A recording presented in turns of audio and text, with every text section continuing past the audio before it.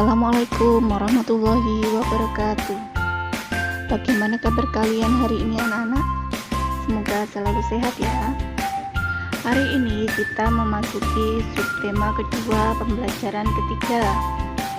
Anak-anak, masih ingatkah kamu dengan gerakan kuat dan lemah tangan pada gerakan tari yang sudah dipelajari pada pertemuan sebelumnya? Cobalah kalian praktekkan gerakan tersebut sambil bernyanyi lagu tepuk tangan ya. Kira-kira bagaimana perasaanmu saat menari? Dapatkah kamu mengikuti semua gerakan sesuai contoh yang diberikan? Nah, sekarang coba kalian buatlah video yang menunjukkan gerakan lemah dan kuat saat menari ya. Anak-anak, kalian saat menari membutuhkan banyak energi bukan? Nah, untuk itu, makanan penting untuk kesehatan. Makanan sangat berpengaruh terhadap pertumbuhan dan perkembangan manusia. Makanan yang penting untuk pertumbuhan dan perkembangan adalah makanan yang menyehatkan dan bergizi. Contohnya makanan pokok, yaitu nasi, kentang, jagung, roti, ubi, dan sagu. Lauk-pauk misalnya daging, ikan, tahu, dan tempe. Sayur-sayuran misalnya kangkung, bayam, wortel, dan sedangkan untuk buah-buahan misalnya jeruk, apel, anggur, pisang, dan jambu. Dan yang kelima adalah susu, misalnya susu sapi dan susu kambing. Nah, semua itu disebut dengan 4 sehat, 5 sempurna. Makanan tersebut mengandung gizi seperti karbohidrat, protein, lemak, vitamin, mineral, dan air. Karbohidrat terdapat pada makanan pokok. Protein terdiri atas 2 jenis, yaitu protein hewani dan protein nabati. Protein hewani adalah protein yang berasal dari hewan, misalkan ikan, daging, susu, keju, dan telur. Protein nabati adalah protein yang berasal dari tumbuh-tumbuhan, misalkan tempe dan tahu. Ini tuh, vitamin banyak terdapat pada sayur-sayuran dan buah-buahan. Mineral banyak terdapat pada ikan, sayur, dan susu. Jagalah makanan yang kita makan agar selalu bersih dan menyehatkan.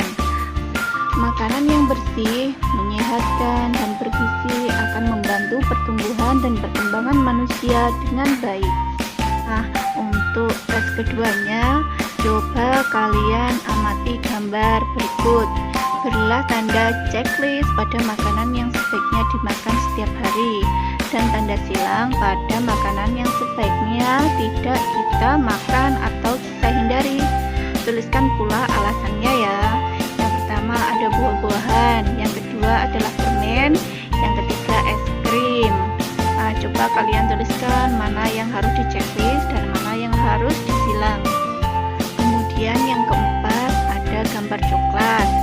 Kelima adalah susu, dan yang terakhir adalah ayam, tahu, ikan, tempe, telur, dan daging. Tulis jawabannya di buku tugas ya. Anak-anak, buah-buahan dapat kita temui dengan mudah di pasar ataupun penjual buah di sekitar kita. Banyak petani melakukan perkembangbiakan buatan untuk buah-buahan. Hal tersebut dilakukan agar dapat menghasilkan buah yang banyak dalam waktu yang singkat. Melalui kegiatan perkembangbiakan buatan, petani bisa menghasilkan ribuan buah dalam masa panen. Melalui kegiatan pencangkokan, sebuah perkebunan jeruk dapat menghasilkan 3.400 buah dalam sekali panen. Sungguh banyak ya. Nah, coba kalian bayangkan jika suatu perkebunan dapat menghasilkan 3.400 buah dalam satu kali panen. Berapa jumlah buah yang akan dihasilkan dalam 2 kali panen? Cara menghitungnya 3.400 ditambah 3.400 sama dengan 6.800. Cukup mudah kan? Kalian bisa menggunakan cara penjumlahan yang kamu anggap paling mudah. Untuk lebih jelasnya lagi, coba kalian kerjakan soal cerita berikut. Pertama, pada musim panen dihasilkan 2 keranjang buah jambu. Keranjang pertama berisi 1.750 buah jambu, dan keranjang kedua berisi 1.820 buah jambu. Berapa jumlah buah jambu dalam 2 keranjang tersebut ya? Coba kalian hitung dan tulis jawaban kalian di buku tugas. Soal kedua, Pak Komar ingin menjual buah semangka hasil panen dari perkebunannya. Kebun Pak Komar menghasilkan 2 truk semangka. Truk pertama memuat 1.200 buah semangka. Truk kedua memuat 1.800 buah semangka. Berapa jumlah kira-kira buah semangka hasil panen Pak Komar?